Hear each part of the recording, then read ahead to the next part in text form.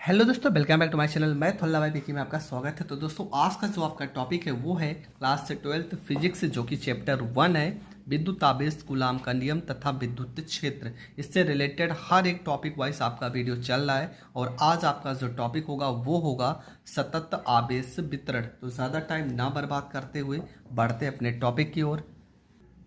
तो हम पढ़ेंगे सतत आवेश वितरण और इसके प्रकार भी पढ़ेंगे।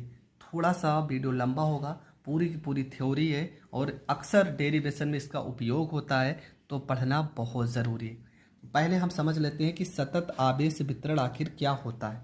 ठीक है, सतत आवेश वितरण के बारे में सबसे पहले समझ लेते हैं। तो आपको क्या करना है, लिखना है कि ऐसा निकाय, कोई भी ऐसा निकाय होना चाहिए जिसमें आवेश क्या हो, पास पास रखा जाए, तो उस निकाय को हम सतत आवेश वितरण कहते हैं। ठीक है, मतलब ऐसा निकाय होना चाहिए जिसमें आवेश को अगर हम पास पास रखा हो तो ऐसे निकाय को सतत आवेश वितरण कहते हैं। तो डिफिनेशन एकदम सरल है, कुछ भी याद नहीं करना है। लिखा है सतत आवेश वितरण। सतत का मतलब आपका हो जाएगा साथ साथ। ठीक है, आवेश का मतलब आपको पता चार्ज ही हो जाएगा, वितरण का मतलब समान रूप से पूरी तरह से फैले हुए हो। तो यहाँ पे लिखा है कि ऐसा निकाय जिसमें आवेश पास पास रखा हो, तो ऐसा निकाय को सतत, ऐसे निकाय को सतत आवेश वितरण कहते हैं। यहाँ से ये डिफिनेशन पूछी जाए या ना पूछी जाए, पर इसके प्रकार बहुत बार पूछे गए हैं।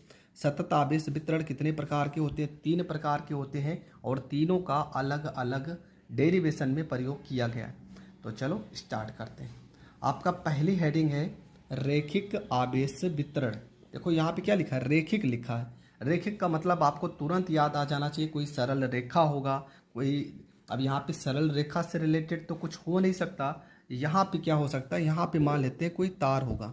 ठीक है, कोई तार होगा जिस पर अगर हम आवेश को दे रहे होंगे तो पूरे आवेश पे समान रूप से ये प्लस क्यू आवेश से वितरित हो जाता होगा। लेकिन कैसा तार होना चाहिए, कोई एकांक लंबाई का तार होना चाहिए, क्योंकि यहाँ पे रेखिक का मतलब लंबाई से रिलेटेड है। ठीक है, तो डिफिनेशन भी क्या हो जाएगा, जब आवेश समान रूप से एक रेखा पर, देखो लिखा ना, एक रेखा पर वितरित होता है तो इसे रैखिक आवेश वितरण कहते हैं। मतलब जब आवेश को हाँ एक समान रूप से कहाँ पे वितरित होगा, एक रेखा पर, एक एकांक लंबाई का चालक तार होगा जिस पर आवेश को वितरित कराया जाएगा, तो उसे हम रैखिक आवेश वितरण कहते हैं। इससे लेमडा से प्रदर्शित करते हैं।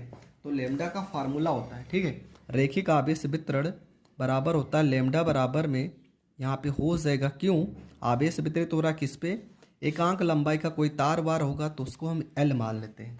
ठीक है, लेमडा बराबर क्या हो जाएगा, क्यों बटे एल। क्यों होता है आपका आवेश, आवेश का मात्रक हो जाएगा कूलाम, लंबाई, लंबाई का मात्रक हो जाएगा मीटर। तो इसको हम लिख सकते हैं कि रैखिक आवेश का मात्रक जो होगा वो हो जाएगा कूलाम प्रति मीटर हो जाएगा। क्या हो जाएगा, कूलाम प्रति मीटर। अगर इसकी बीमा की बात किया जाए तो इसकी बीमा जो होगी, आवेश की बीमा क्या हो जाएगी, आवेश की बीमा हो जाएगी AT और लंबाई की बीमा हो जाएगी L हो जाएगी। इसको ऊपर भेजेंगे तो हो जाएगा L, तो ऊपर जाएगा -1 हो जाएगा, यहाँ पर A हो जाएगा, यहाँ पे T हो जाएगा। ये हो जाएगी इसकी बीमा।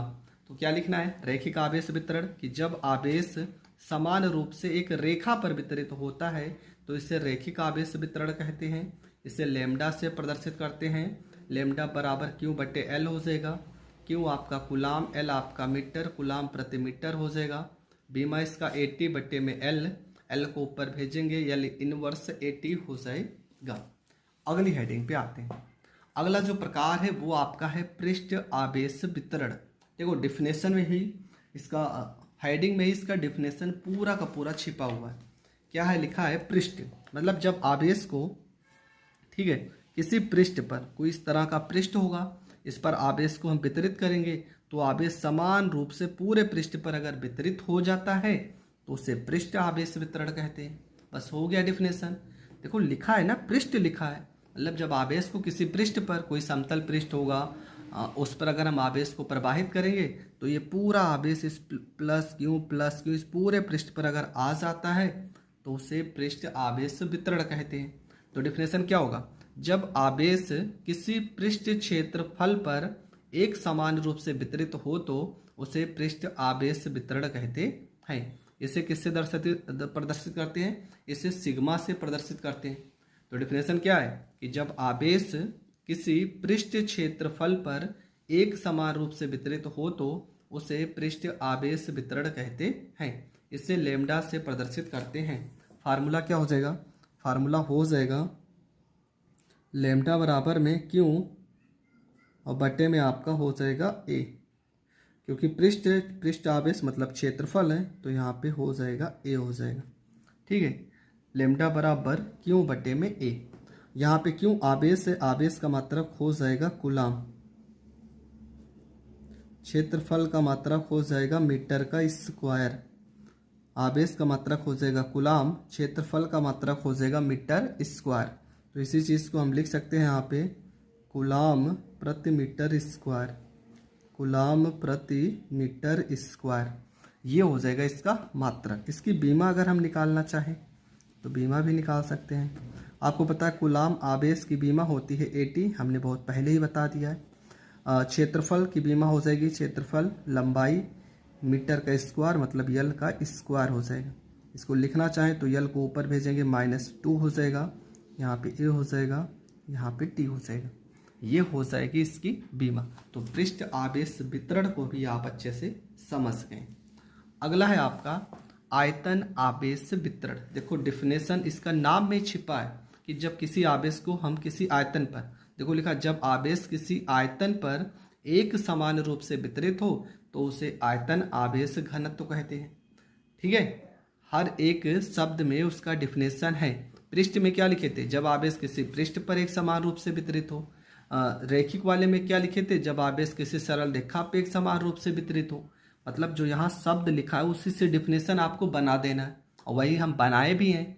तो डिफिनेशन क्या हो जाएगा कि जब आवेश किसी आयतन पर एक समान रूप से वितरित हो तो उसे आयतन आवेश घनत्व कहते हैं। इससे रो, देखो लिखा ना, इसे रो से प्रदर्शित करते हैं। फार्मूला क्या हो जाएगा? फार्मूला हो जाएगा रो बराबर में क्यू बटे में आयतन है तो आयतन के लिए यहाँ पे वी लिखोगे। मात्रक क्या हो जाएगा? आवेश का मात्रक तो हो जाएगा कूलाम, कूलाम लिखेंगे। आयतन का मात्रक होता है मीटर का क्यूब हो जाएगा। इसको हम लिख सकते हैं कूलाम प्रति मीटर का क्यूब, कूलाम प्रति मीटर का क्यूब हो जाएगा। और इसकी बीमा हो जाएगी, आवेश की बीमा हो जाएगी 80 हो जाएगी और आयतन की बीमा हो जाएगी L का पावर 3 हो जाएगा। इसको सही से अगर लिखना चाहें तो L को ऊपर भेज देंगे, L की पावर -3 हो जाएगा, यहाँ पे 80 हो जाएगा और ये इसकी हो जाएगी बीमा। तो ये तीनों के तीनों फाइटिंग हमने बहुत अच्छे से समझा दिया। आई होप आपको बहुत अच्छे से समझ में भी आया। आपेक्षिक विद्युतशीलता या परावैद्युतांक में संबंध। ठीक है, 1-2 नंबर में पेपर में 2-3 बार पूछा गया है तो हमने कहा हर एक टॉपिक को हम पढ़ेंगे, चाहे वो थ्योरी हो, चाहे वो आपका डेरिवेशन हो और चाहे आपका संबंध हो। तो प्रश्न में आपको थोड़ा सा रचना लिख देना है कि माना 2 बिंदुवत आवेश है। मान लेते कोई 2 आवेश है, Q1 है Q2 है, जो कि निर्वात में किसी माध्यम से r दूरी पर स्थित है तो उनके मध्य कार्यरत बल। ठीक है, आपको पता है अगर 2 आवेश r दूरी पर रखे गए हैं तो उनके बीच कूलाम का बल लगता है। उसी फार्मूले की सहायता से इस डेरिवेशन को हम सॉल्व करेंगे। सबसे पहले हम यहाँ पर लिखेंगे यदि, ठीक है, यहाँ पे लिखते हैं यदि कोई माध्यम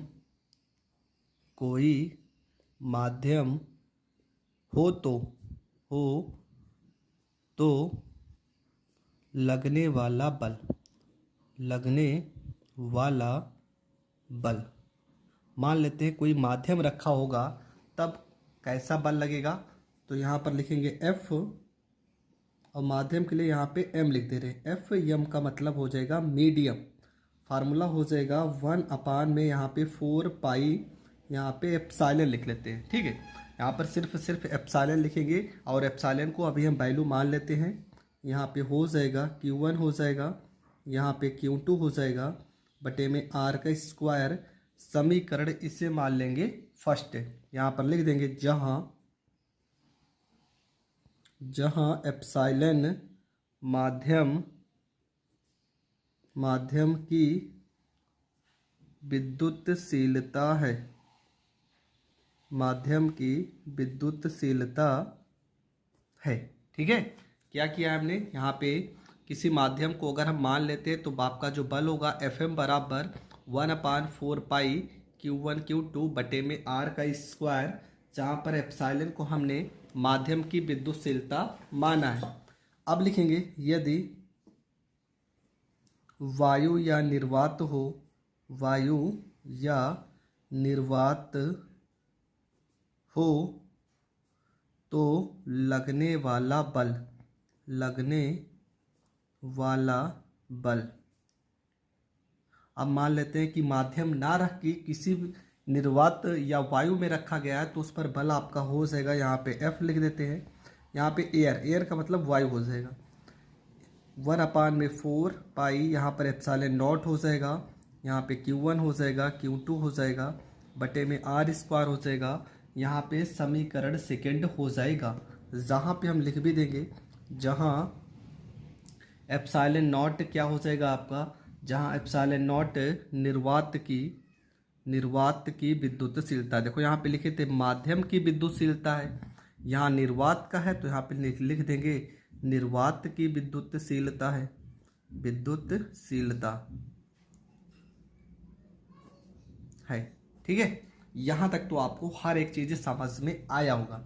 अब इसके बाद क्या करेंगे, यहाँ पर लिखेंगे कि समीकरण फर्स्ट में सेकंड से भाग करने पर, सेकंड से भाग करने पर, तो हम भाग करेंगे तो हो जाएगा Fm बटे में यहाँ पे Fa हो जाएगा बराबर 1/4 पाई एप्सिलॉन, यहाँ पे एप्सिलॉन रहेगा। ठीक है, Q1 Q2 बटे R स्क्वायर पूरे के बटे में 1/4 pi epsilon not Q1 Q2 बटे में R का स्क्वायर। आपको पता है वैल्यू सेम है तो पूरा कट जाएगा, 1/4 पाई एप्सिलॉन नॉट यहाँ भी है कट जाएगा, आपका आ जाएगा Fm बटे में Fa बराबर, ये एप्सिलॉन नॉट सबसे ऊपर चला जाएगा और एप्सिलॉन आ जाएगा बटे में आ जाएगा। ठीक है, एप्सिलॉन नॉट जो होगा वो सबसे ऊपर चला जाएगा और एप्सिलॉन जो आ जाएगा वो आ जाएगा बटे में। देखो एक फार्मूला होता है आपेक्षिक विद्युतशीलता, जिसको हम पढ़ते हैं आपेक्षिक विद्युतशीलता, या तो इसी को हम परावैद्युतांक भी पढ़ते हैं, तो लिख भी दे रहे हैं या परावैद्युतांक। ठीक है, इसका फार्मूला होता है, अच्छा 10 में आप लोगों ने पढ़ा होगा, अपवर्तनांक या परावैद्युतांक बराबर माध्यम की विद्युतशीलता, माध्यम की विद्युतशीलता बटे में निर्वात की विद्युतशीलता, निर्वात की विद्युतशीलता। ठीक है, ये होता है इसका फार्मूला होता है। तो यहाँ पे वैल्यू को उठा के रखेंगे, इसको हम एप्सिलॉन R से दर्शा देते हैं। ठीक है, यहाँ पे हो जाएगा एप्सिलॉन R का मतलब रिलेशन हो जाएगा, माध्यम की विद्युतशीलता को एप्सिलॉन से दर्शाए हैं और निर्वात की विद्युतशीलता को एप्सिलॉन नॉट से। तो यहाँ पे देखो उल्टा लिखा है, इसको हम सही से लिख देते हैं, यहाँ पे हो जाएगा आपका, इसको हम पलट देते हैं तो क्या हो जाएगा Fa ऊपर चला जाएगा और Fm आ जाएगा बटे में बराबर, यहाँ भी इसको पलट देंगे, एप्सिलॉन ऊपर चला जाएगा और एप्सिलॉन नॉट आ जाएगा बटे में आ जाएगा। ठीक है, यहाँ पर इसको हम ऊपर नीचे पलट दिए तो यहाँ पे हो जाएगा, इसको चलो हम समीकरण 3 मान लेते हैं, यहाँ लिख भी दे रहे हैं समीकरण 3 से। ठीक है, अब यहाँ पे हो जाएगा आपका Fa हो जाएगा बटे में Fm हो जाएगा, इसका पूरे का मान क्या है एप्सिलॉन R, तो यहाँ पे एप्सिलॉन R लिखेंगे। ठीक है, ये हो जाएगा आपका एप्सिलॉन R हो जाएगा।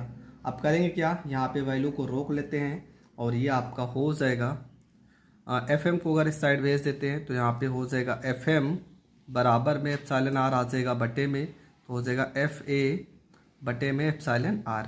ठीक है, यहाँ तक अगर आप लिख के आते हैं तो आपको पूरे के पूरे नंबर मिल जाएंगे। ये आपका डायरेक्ट भी पूछा जाता है, अगर डायरेक्ट पूछा जाएगा तो आपको डायरेक्ट यहाँ फार्मूला डायरेक्ट आपको लिख देना है, आपका पूरा का पूरा प्रश्न कंप्लीट हो जाएगा। ठीक है, तो यहाँ तक आपको लिखना है, आपका डेरिवेशन पूरी तरह से कंप्लीट हो जाएगा। आई होप आपको बहुत अच्छे से समझ में आया होगा। एक बार फिर से आपको समझा दे रहा हूँ क्या क्या हमने कैसे कैसे किया यहाँ पे। ठीक है, यहाँ पे आपको सिर्फ इतनी चीज़ पता होना चाहिए कि जब कोई माध्यम होगा तो उस पर लगने वाला बल यहाँ पे हम एफ एम दर्शाएँ, ठीक है। यहाँ पे आपका क्या हो जाएगा, यहाँ पे एफ एम हो जाएगा और यहाँ पे एप्सिलॉन नॉट की जगह पे सिर्फ एप्सिलॉन हो जाएगा। क्यों हो जाएगा, क्योंकि इसको हम माध्यम की विद्युतशीलता मानेंगे और Q1 Q2 बटे आर स्क्वायर सेम वैसे ही रहेगा। समीकरण आपका हो जाएगा फर्स्ट हो जाएगा। दूसरे केस में क्या किए हैं, जब वायु या निर्वात को लिए हैं तो यहाँ पर ए लगा दिया। अब ए क्यों लगाया, ए से आपका हो जाएगा एयर हो जाएगा। यहाँ एम से आपका इसलिए लगाए थे, एम से आपका मीडियम हो जाएगा। फार्मूला सेम वही रहेगा, बस यहाँ पे एप्सिलॉन नॉट आ जाएगा जिसको निर्वात की विद्युतशीलता पढ़ते हैं। फर्स्ट में सेकंड से भाग किए हैं, 1/4 पर एप्सिलॉन नॉट यहाँ कट गया, यहाँ कट गया, ये पूरा का पूरा वैल्यू कर जाएगा। एप्सिलॉन नॉट ऊपर जाएगा और एप्सिलॉन आ जाएगा बटे में। इसको हमने समीकरण 3 माना है। फार्मूला होता है आपेक्षिक विद्युतशीलता या परावैद्युतांक का कि माध्यम की विद्युतशीलता बटे में निर्वात की विद्युतशीलता। तो माध्यम की विद्युतशीलता एप्सिलॉन, निर्वात की विद्युतशीलता एप्सिलॉन नॉट और आपेक्षिक विद्युतशीलता को एप्सिलॉन आर। आर से रिलेशन हो गया। यहाँ पे हमने क्या किया, इसको हमने पलट दिया, एफ ए को ऊपर एफ एम को नीचे, तो इसको भी पलट देंगे, एप्सिलॉन को ऊपर एप्सिलॉन नॉट को नीचे। इसका मान कितना था, एप्सिलॉन आर, और इसकी जगह पे यहाँ पे हमने एप्सिलॉन आर लिखा है। एप्सिलॉन आर को इधर बटे में भेज दिए, एफ एम को इधर भेज दिए और यही आपका हो गया रिलेशन। यहाँ तक आपको पेपर में लिखना है, आपको पूरे के पूरे नंबर। समझते हैं कि विद्युत क्षेत्र की तीव्रता क्या होती है, ठीक है। विद्युत क्षेत्र की जो डिफिनेशन है और इसका जो फार्मूला है ये बहुत ज़्यादा इंपॉर्टेंट है, ठीक है। इंपॉर्टेंट होने के साथ साथ डेरिवेशन में उपयोग भी बहुत होता है। तो चलो शुरू करते हैं। सबसे पहले क्या है कि विद्युत क्षेत्र के बिंदु पर प्रति एकांक परीक्षण आवेश, ये शब्द आपको याद करना है। प्रति एकांक परीक्षण आवेश पर लगने वाले बल को उस बिंदु पर विद्युत क्षेत्र की तीव्रता कहते हैं, ठीक है। किसी भी विद्युत क्षेत्र के बिंदु पर अगर प्रति एकांक परीक्षण आवेश पर लगने वाले बल को उस बिंदु पर विद्युत क्षेत्र की तीव्रता कहते हैं। इसे ई से प्रदर्शित करते हैं। मान लो डिफिनेशन आपको थोड़ा कठिन लग रहा है तो आप ऐसे भी लिख सकते हो कि विद्युत क्षेत्र में, ठीक है, एकांक परीक्षण आवेश Q नॉट और उस पर लगने वाला बल के अनुपात को विद्युत क्षेत्र की तीव्रता कहते हैं, ठीक है। एकांक परीक्षण आवेश पर लगने वाला बल और परीक्षण आवेश के अनुपात को, बटे का मतलब क्या होता है, अनुपात को विद्युत क्षेत्र की तीव्रता कहते हैं। तो आप इस तरह से भी लिख सकते हो, लेकिन ये डिफिनेशन ज़्यादा बेटर हमको लग रहा है। जो भी आपको सरल लगे आप लिख सकते हो। तो क्या लिखा गया है कि विद्युत क्षेत्र के बिंदु पर प्रति एकांक परीक्षण आवेश पर लगने वाले बल को उस बिंदु पर विद्युत क्षेत्र की तीव्रता कहते हैं। इसे ई से प्रदर्शित करते हैं। फार्मूला हो जाएगा ई बराबर एफ बटे में क्यू नॉट, जहाँ पे एफ क्या है, एफ आपका बल है और क्यू नॉट आपका क्या है, तो ये आपका परीक्षण आवेश है। परीक्षण आवेश है, ठीक है, परीक्षण आवेश है। बल का मात्रक आपको पता है न्यूटन होता है, आवेश का मात्रक कूलाम होता है। तो इसका जो मात्रक हो जाएगा वो आपका हो जाएगा न्यूटन प्रति कूलाम, ठीक है। इसका मात्रक जो हो जाएगा वो आपका हो जाएगा न्यूटन प्रति कूलाम। अब यहाँ पर एक शब्द लिखा है, कौन सी राशि है ये भी आपको पता होनी चाहिए कि यह एक सदिश राशि है। विद्युत क्षेत्र की तीव्रता कैसी राशि है, तो यह एक सदिश राशि है। यहाँ पर एक शब्द लिखा है क्यू नॉट, इसके बारे में थोड़ा से समझ लेते हैं, ठीक है। यहाँ पे क्यू नॉट बराबर क्या हो सकता है, क्यू नॉट को क्या क्या कहते हैं। पहली बात तो क्यू नॉट आपका जो होता है इसे टेस्ट चार्ज भी कहा जाता है।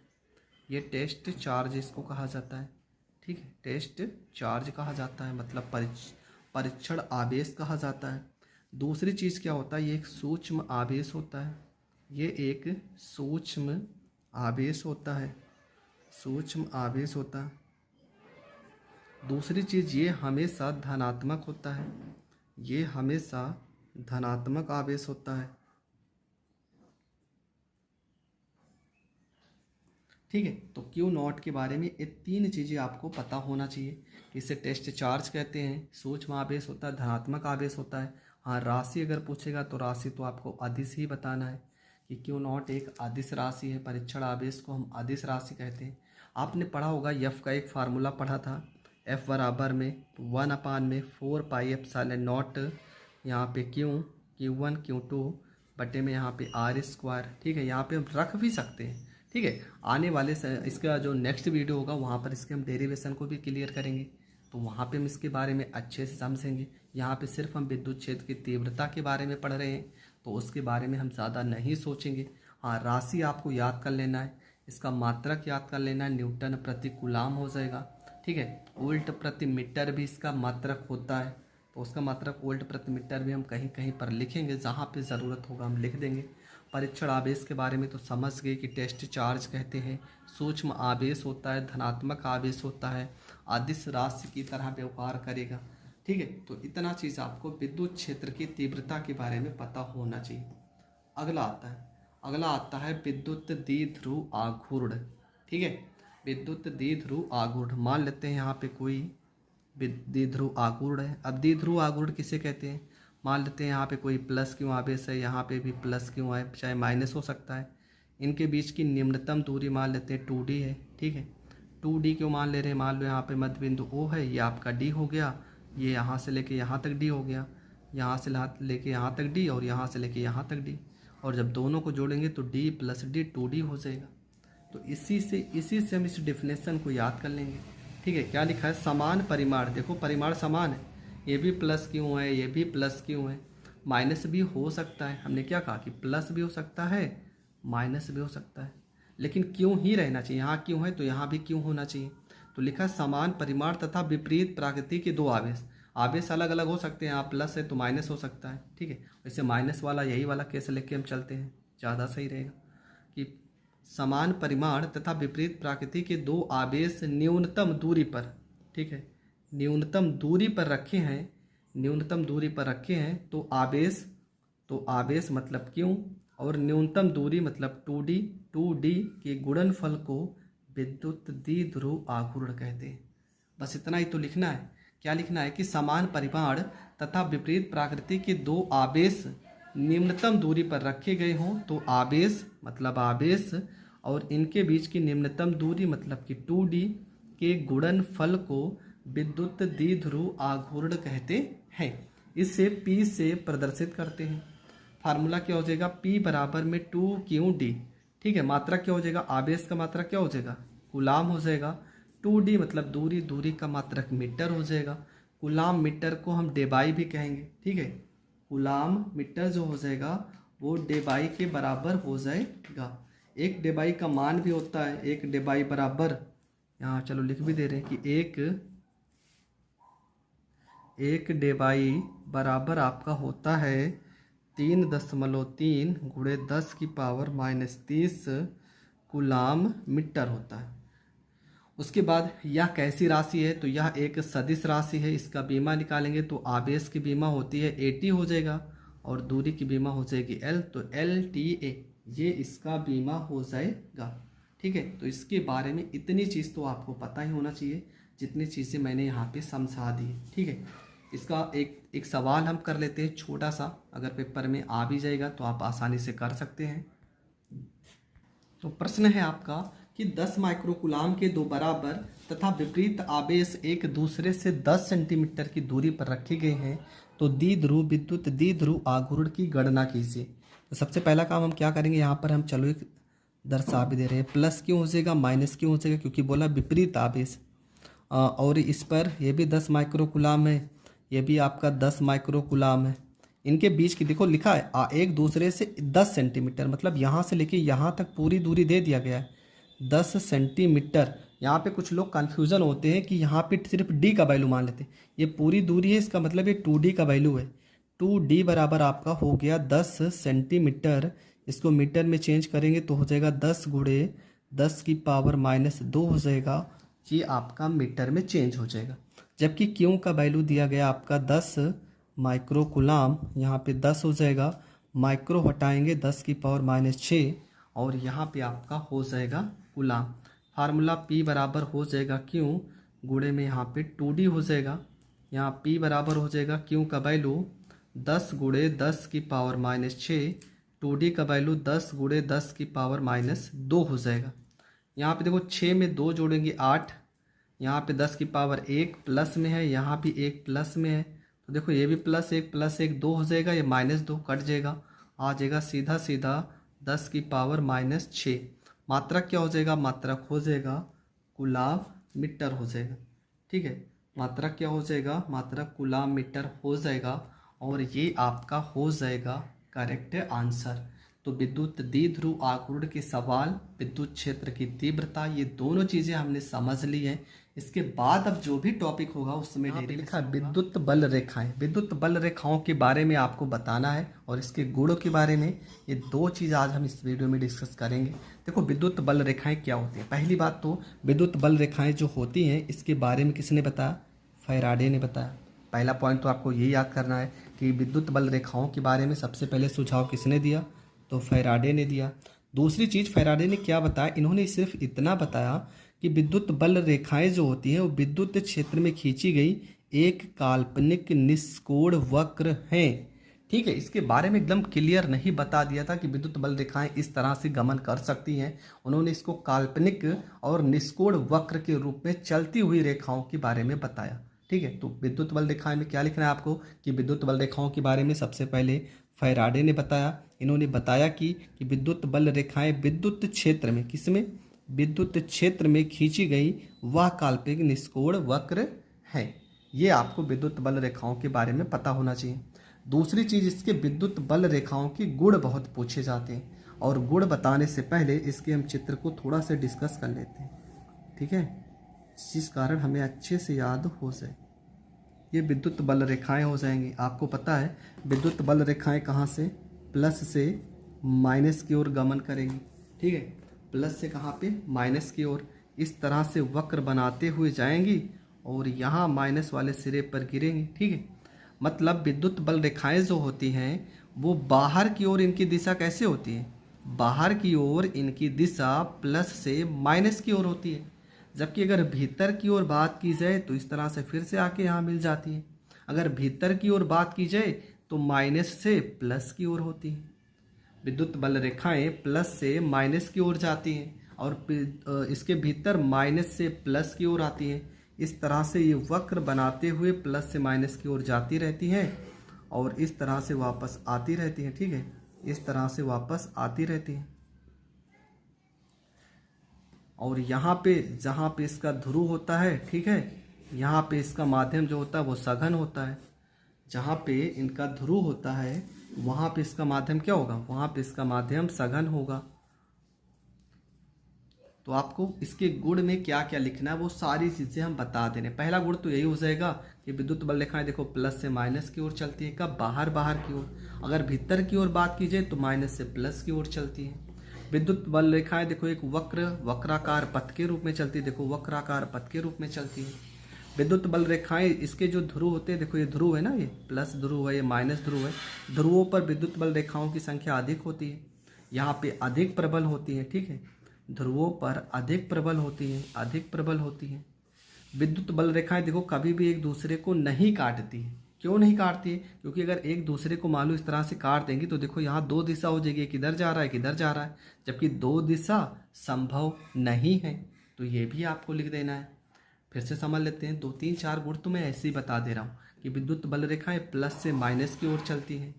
बाहर जब चलेंगी तो प्लस से माइनस की ओर, भीतर माइनस से प्लस की ओर चलती हैं। विद्युत बल रेखाएं वक्राकार पथ के रूप में चलती हैं।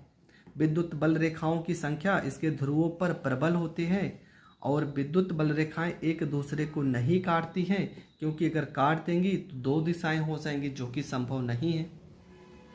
और विद्युत बल रेखा की जिस दिशा में चलता रहता उस दिशा में विद्युत विभव का मान घटता जाता है।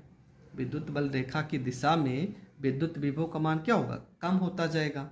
तो ये सारी चीज़ें जैसे जैसे हमने बोली है ऐसे ऐसे आपको पेपर में लिख देना है। तो यहाँ पे देखो हमने लिखा भी है, 2 3 गुण लिखा भी है कि विद्युत बल रेखाएं धनात्मक आवेश से प्रारंभ होकर ऋणात्मक आवेश पर समाप्त हो जाती हैं। ठीक है, कहाँ से चल रही थी, धनात्मक आवेश से, और ऋणात्मक आवेश पर जब पहुँचती हैं तो समाप्त हो जाती हैं।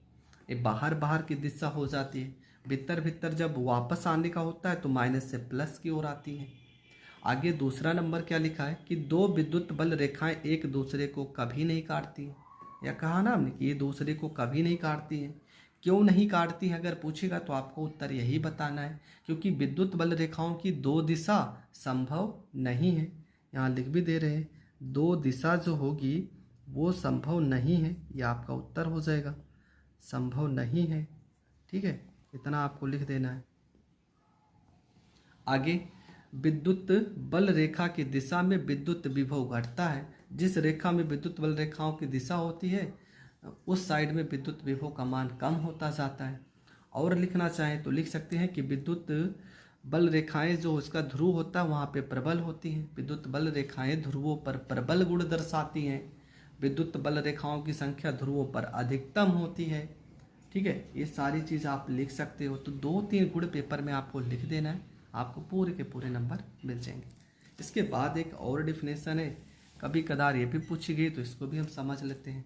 मान लेते हैं यहाँ पे कुछ पदार्थ रखे हैं। ठीक है, ये कुछ पदार्थ रखे हैं जो कि लोहे के हैं, छोटे छोटे टुकड़े हैं लोहे के।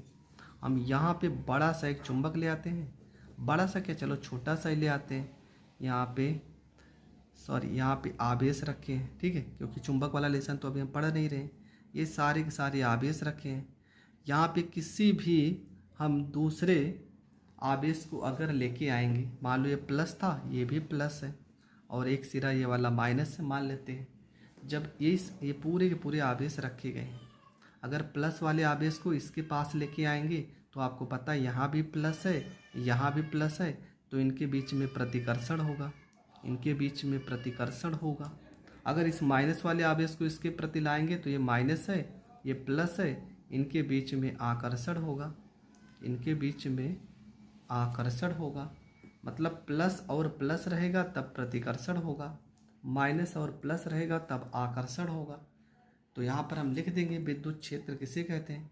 प्रत्येक आवेश के चारों ओर का वह क्षेत्र जिसमें किसी दूसरे आवेश को, ठीक है, प्रत्येक आवेश के चारों ओर का वह क्षेत्र जिसमें किसी दूसरे आवेश को लाने पर या तो आकर्षण होता है या तो प्रतिकर्षण होता है, तो ऐसे क्षेत्र को विद्युत क्षेत्र कहते हैं।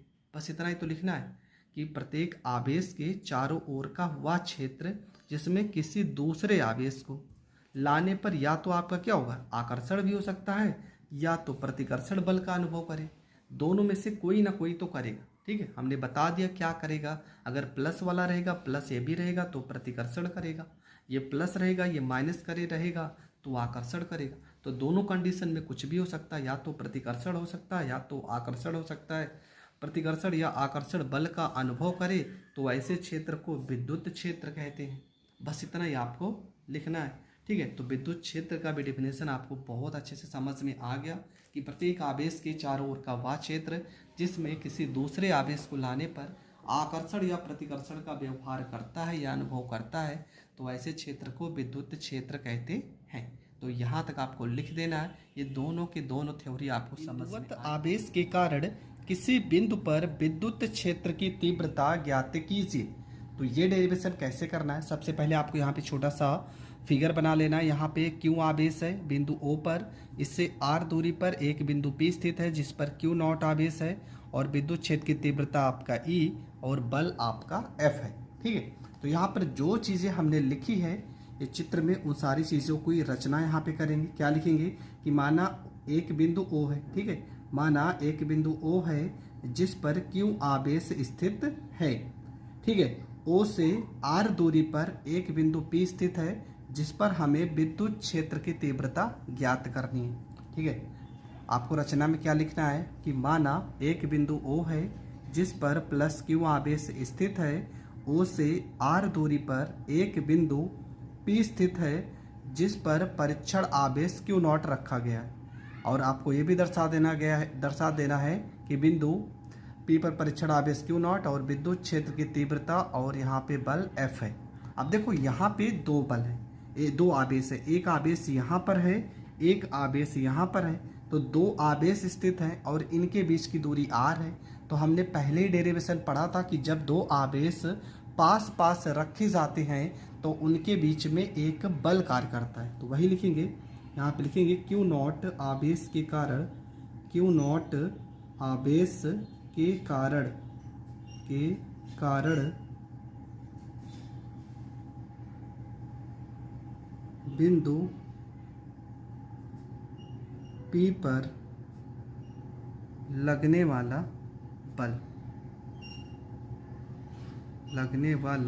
बल। ठीक है, हमने क्या कहा कि यहाँ पे एक आवेश है, यहाँ पे एक आवेश है, दोनों आवेश अल्पतम दूरी पर रखे गए हैं, तो इनके बीच एक बल लगेगा। क्योंकि दोनों आवेश धनात्मक है तो बल तो प्रतिकर्षण ही लगेगा। तो यहाँ पे बल का फार्मूला हमने पढ़ा है, कौन से? कूलाम के नियम से। यहाँ लिख भी देंगे कूलाम के नियम से।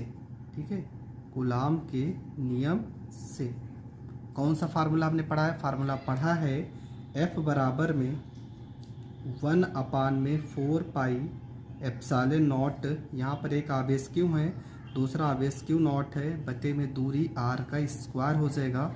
ये आपका समीकरण फर्स्ट हो जाएगा। ठीक है, क्यू नॉट आवेश के कारण बिंदु P पर लगने वाला बल, और ये बल कहाँ से उठा रहे हैं हम? कूलाम के नियम से। फार्मूला हो जाएगा F बराबर 1/4 pi epsilon not Q1 Q not और Q अपान में R का स्क्वायर। अब यहाँ पर देखेंगे इस परीक्षण आवेश पर एक बल लगेगा। ठीक है, यहाँ पर जो परीक्षण आवेश है इस पर लगने वाला बल हम निकालेंगे। तो लिखेंगे परीक्षण आवेश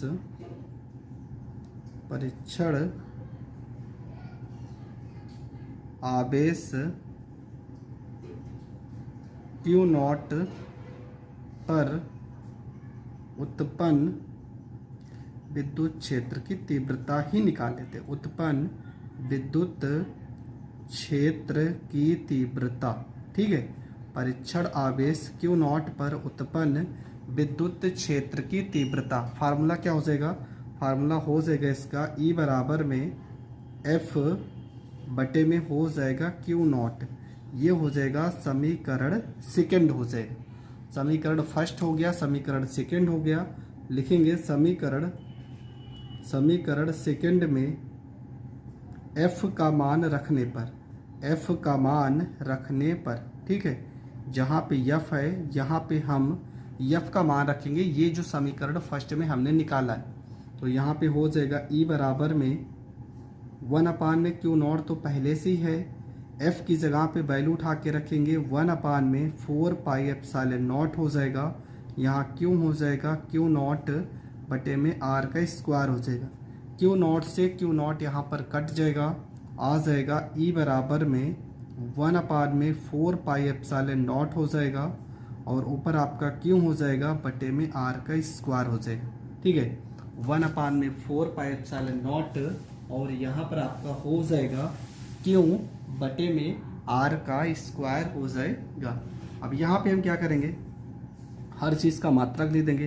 पहली बात तो विद्युत क्षेत्र की तीव्रता का मात्रक हो जाएगा न्यूटन प्रति कूलाम, तो यहाँ पे न्यूटन प्रति कूलाम हो जाएगा, और ये आपका एक फार्मूला यहाँ से निकल जाएगा।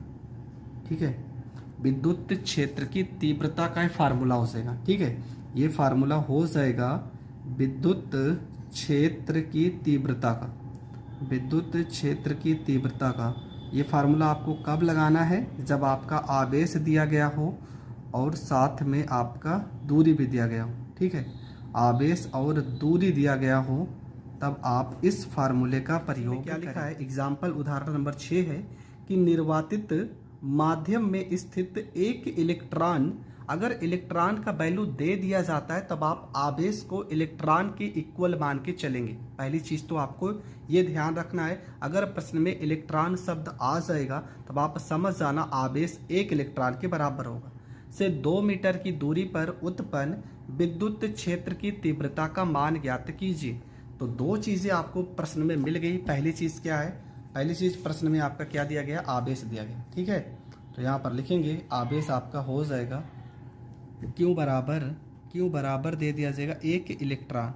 ठीक है, तो Q बराबर आपका हो जाएगा 1.6 × 10⁻⁻19, और यहाँ पे कूलाम हो जाएगा। जबकि दूरी जो दिया है R बराबर आपका दिया गया है 2 मीटर। डेरिवेशन में हमने फार्मूला पढ़ा था E बराबर 1/4 पाई एप्सिलॉन नॉट हो जाएगा, यहाँ पे Q बटे में R का स्क्वायर हो जाएगा। यही तो फार्मूला हमने पढ़ा था। तो यहाँ पे हो जाएगा E बराबर में 1/4 पाई एप्सिलॉन नॉट का मान हो जाएगा 9 × 10⁻9, Q का मान 1.6 × 10⁻⁻19 हो जाएगा। R का वैल्यू 2 मीटर है तो 2 × 2, क्योंकि इसका स्क्वायर भी तो हो जाएगा। यहाँ से देखो 2 दूना 4 हो जाएगा, 4 से 16 को काटेंगे तो 0.4 हो जाएगा। यहाँ पर हो जाएगा ई बराबर में 9 को 4 में गुणा करेंगे, 9 चौको 36 हो जाएगा, एक अंक पर दशमलव लग जाएगा, 19 में से 9 को घटा देंगे तो 10 की पावर माइनस में 9 हो जाएगा। ठीक है, 10 की पावर में माइनस 9 हो जाएगा और यहाँ पे आपका हो जाएगा न्यूटन प्रति कूलम। ठीक है, न्यूटन प्रति कूलम। तो यहाँ तक आपको प्रश्न में हल करना है और आपका पूरा का पूरा कॉन्सेप्ट क्लियर हो जाएगा। ठीक है, तो प्रश्न तो आप समझ गए होंगे क्या करना है। तो यहाँ पे सबसे पहले फिर से आपको बता दे रहे हैं 1/4πε0 का मान है 9 गुणे 10 की पावर 9, क्यू का मान 1.6 गुणे 10 की पावर माइनस 19 हो जाएगा। नीचे आर का वैल्यू 2 मीटर है तो 2 का स्क्वायर करेंगे 4, 4 से 16 को काटोगे तो 0.4 आएगा, 0.4 को 9 से गुणा करोगे तो 9 चौको 36, एक अंक पे दशमलव है तो एक अंक पर दशमलव लग जाएगा।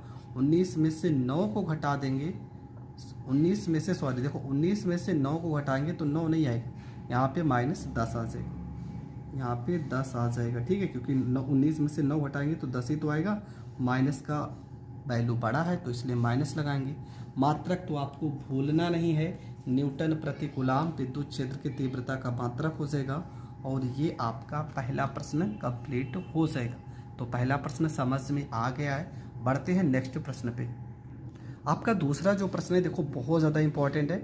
लिखा 5 गुणे 10 की पावर माइनस 8 कूलम बिंदु आवेश से कितनी दूरी पर विद्युत क्षेत्र की तीव्रता 450 वोल्ट प्रति मीटर होगी। तो प्रश्न तो आप लिख चुके होंगे, कैसे हल करना है चलो समझते हैं। ये आपका विद्युत क्षेत्र की तीव्रता का दूसरा प्रश्न है। प्रश्न में क्या दिया गया है, आवेश का वैल्यू दिया गया Q बराबर 5 गुणे 10 की पावर माइनस 8 कूलम दिया गया, जबकि दूरी हमसे पूछा गया है तो दूरी हमें निकालना है।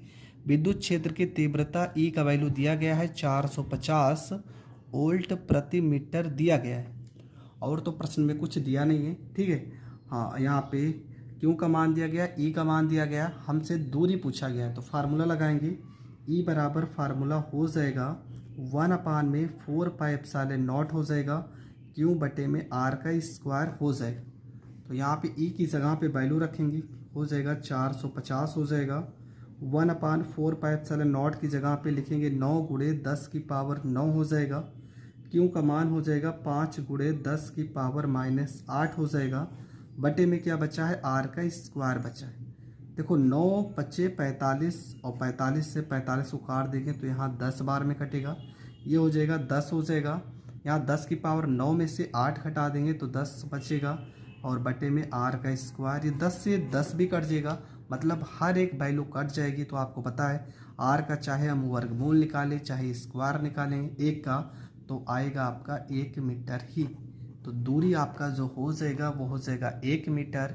ये आपका करेक्ट आंसर हो जाएगा। अब आप सोच रहे होंगे कि कोई भी चीज़ रूट से बाहर निकलता है तो प्लस माइनस होता है, अगर दूरी रहेगा तो कभी भी रूट से बाहर निकलेगा तो हमेशा प्लस में होता है, क्योंकि दूरी का मान ऋणात्मक नहीं होता है। तो ये प्रश्न भी आप बहुत अच्छे से समझ गए होंगे। बढ़ते हैं नेक्स्ट प्रश्न की ओर। आपका जो अगला प्रश्न है, प्रश्न में देखो क्या लिखा है।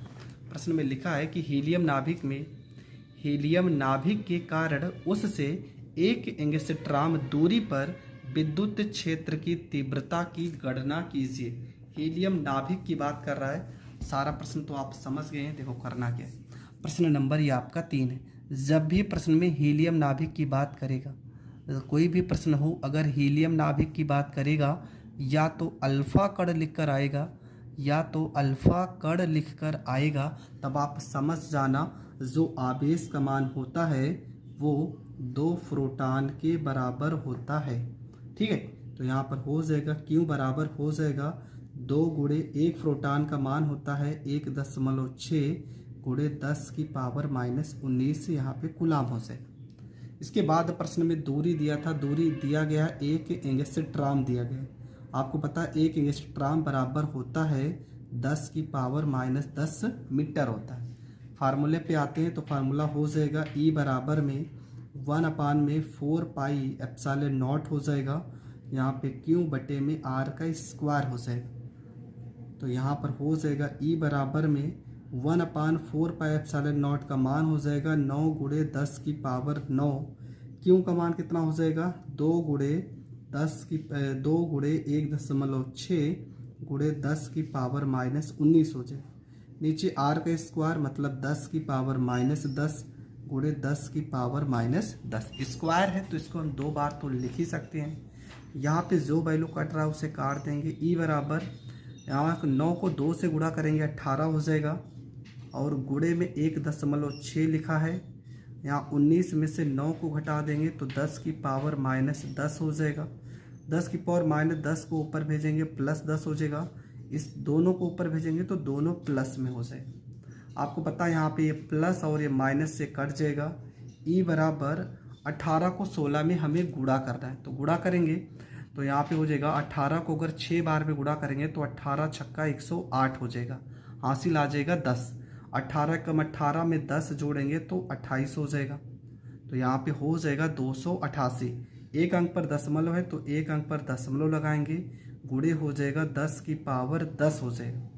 इसके बाद यहाँ पे दशमलव एक अंक इधर हम खिसका देंगे तो ई बराबर हो जाएगा 2.88 हो जाएगा। यहाँ पर एक अंक इस तरफ खिसकाए हैं तो यहाँ एक जोड़ देंगे, 10 की पावर 11 हो जाएगा, न्यूटन प्रति कूलाम हो जाएगा, और ये आपका हो जाएगा करेक्ट आंसर। तो ये प्रश्न भी आपका हो गया कंप्लीट। आई होप आपको ये तीनों के तीनों प्रश्न बहुत अच्छे से समझ में आ गए होंगे। आपका जो अगला प्रश्न है, देखो प्रश्न में क्या लिखा है। 10 सेंटीमीटर त्रिज्या के चालकीय गोले पर एक अज्ञात आवेश है। यदि गोले के केंद्र से 20 सेंटीमीटर की दूरी पर वैद्युत क्षेत्र 1.5 गुणे 10 की पावर 3 न्यूटन प्रति कूलाम अंदर की ओर इंगित है, तो गोले पर नेट आवेश ज्ञात कीजिए। अब यहाँ पे कुछ बच्चे क्या करेंगे कि दूरी को 10 सेंटीमीटर मान लेंगे और पूरा का पूरा सवाल गलत हो जाएगा।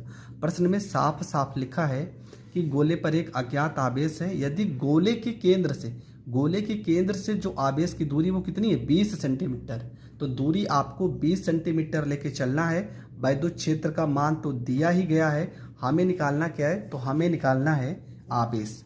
तो प्रश्न तो आप समझ गए हैं। ये आपका लास्ट प्रश्न है वैद्युत क्षेत्र की तीव्रता का, प्रश्न नंबर 4, और ये एनसीईआरटी का प्रश्न है। प्रश्न में आपका दूरी जो दिया गया वो दिया गया 20 सेंटीमीटर। इसको अगर हम मीटर में चेंज करेंगे तो आपको पता है 10 की पावर माइनस अगर 2 लगा देते हैं तो ये मीटर में चेंज हो जाएगा। दूसरी चीज़ आपका वैद्युत क्षेत्र मतलब ई का वैल्यू दिया गया है। ई बराबर कितना हो जाएगा 1.5 हो जाएगा, गुणे 10 की पावर माइनस में यहाँ पे 2 हो जाएगा। ठीक है, 1.5 गुणे 10 की पावर 3 दिया है, 10 की पावर 3 न्यूटन प्रति कूलाम। आपको आवेश से निकालना है, ई बराबर 1/4πε0 हो जाएगा। यहाँ पे क्यों हो जाएगा बटे में r का स्क्वायर हो जाएगा। ई की जगह पे हम क्या लिखेंगे 1.5 लिखेंगे, गुणे 10 की पावर यहाँ पर 3 हो जाएगा। 1/4πε0 का वैल्यू 9 गुणे 10 की पावर 9 हो जाएगा। क्यों का मान नहीं पता है, r का वैल्यू 20, देखो स्क्वायर है तो 20 गुणे 20 10 की पावर -2 गुणे 10 की पावर -2 हो जाएगा। यहाँ इन सबको हल कर लेते हैं हम, तो यहाँ पर हो जाएगा 1.5 हो जाएगा, गुणे 10 की पावर 3 हो जाएगा। ये देखो 20 को 20 से गुणा करोगे 400, इस तरफ आएगा 400 हो जाएगा, 2 में 2 जोड़ देंगे 10 की पावर -4। ये देखो गुणनफल में है तो बटे में आ जाएगा 9 गुणे 10 की पावर 9, और यहाँ पे हो जाएगा क्यों हो जाएगा। यहाँ पे इसको थोड़ा से हम सॉल्व कर लेते हैं। पहली बात तो यहाँ पे हो जाएगा क्यों बराबर में 1.5 को 4 से गुणा करेंगे, देखो 2 0 है तो 2 0 यहाँ पर लगा देंगे। इसके बाद आपका हो जाएगा 15 को 4 से गुणा करेंगे, 15 चौको यहाँ पे 60 हो जाएगा। एक अंक पे दशमलव है तो एक अंक पे दशमलव लगा देंगे, गुणे 4 में से 3 घटा देंगे 10 की पावर -1, 10 की पावर 9 को ऊपर भेजेंगे -9 हो जाएगा, बटे में यहाँ पे 9 हो जाएगा। यहाँ पर हो जाएगा क्यों बराबर में 600 हो जाएगा, गुणे में 10 की पावर 9 में 1 जोड़ देंगे -10 हो जाएगा, बटे में यहाँ पे 9 हो जाएगा। 9 से इसको हम भाग कर देते हैं यहाँ पे, तो हो जाएगा क्यू बराबर में 9 को 60 में भाग करेंगे, 9 छंग 54 हो जाएगा। ठीक है, 9 छंग 54, 54 में 6 जोड़ेंगे 60, फिर से यहाँ 60 हो जाएगा। 9 छक्का 54, फिर से 6 आएगा। ठीक है, 9 छंग 54, यहाँ पे दशमलव लग जाएगा और गुणे में हो जाएगा 10 की पावर माइनस में 10 हो जाएगा। इसको हम एक अंक खिसका देते हैं। यहाँ पर क्यू बराबर 6, एक अंक इस साइड लाएंगे 6.6। 5 के बाद नंबर ज़्यादा है तो यहाँ एक जोड़ सकते हैं, 7 हो जाएगा। 6.67 गुणे 10 की पावर 10 में से घट जाएगा, -9 हो जाएगा। आवेश का मात्रक हो जाएगा कूलाम और ये आपका हो जाएगा करेक्ट आंसर।